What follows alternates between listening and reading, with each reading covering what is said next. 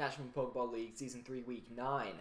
This week we're going up against Togevar and the Portland Timburrs for the second time this season, as it is a divisional rivalry.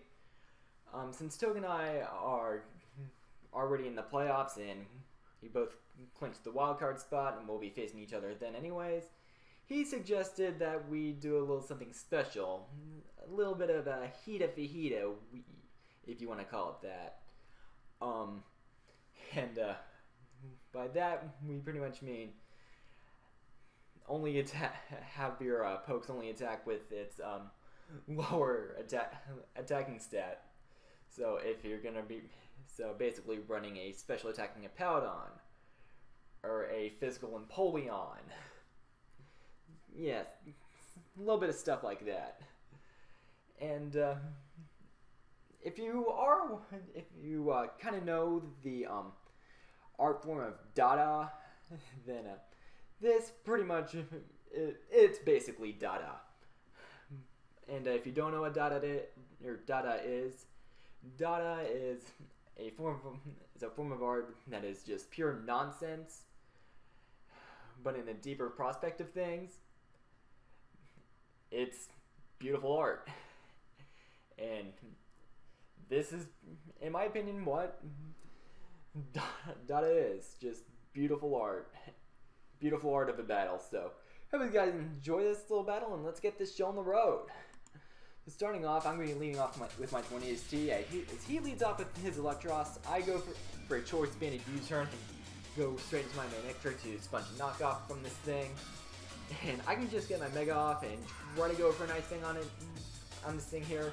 Maybe expecting a Poundon or Sandslash, but there I do miss, which is unfortunate. But if I didn't want to miss, I would run Ice Shard.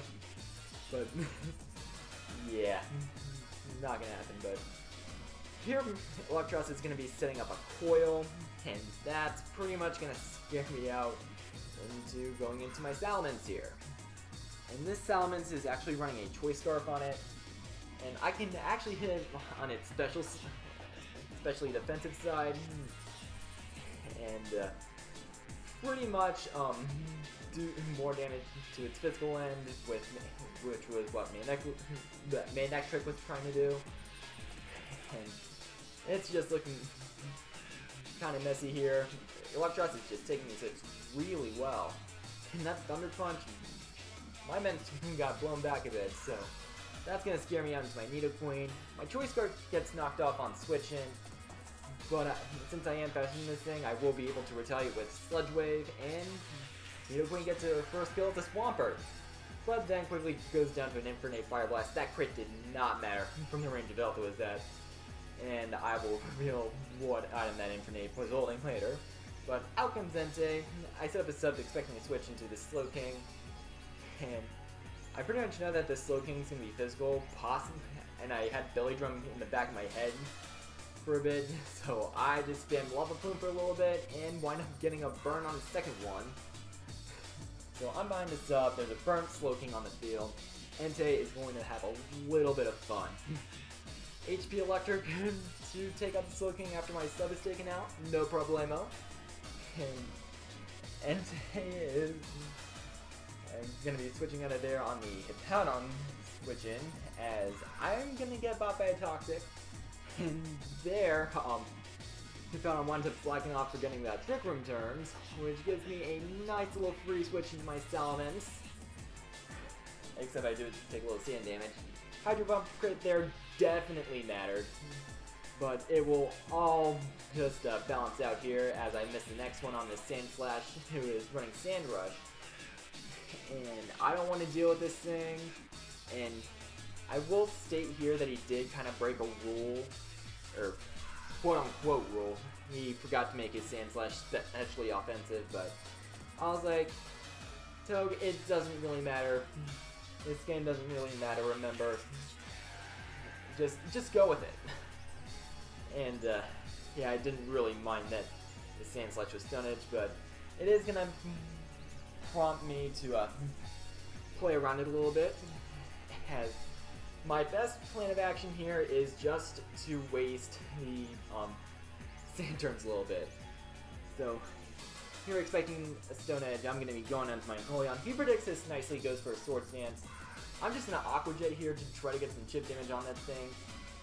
That crit on Empoleon definitely hurt me. And, yeah, I probably could have used it for 8 or whatever, but Manectric wound up taking a sacrifice there to bring my 28 stage to get off a Choice Banded Aerial Ace, which was pretty much the whole tactic about the stalling out the stand turns, bringing 28 stage, eliminate Sand Slash, try to go for an endgame sweep.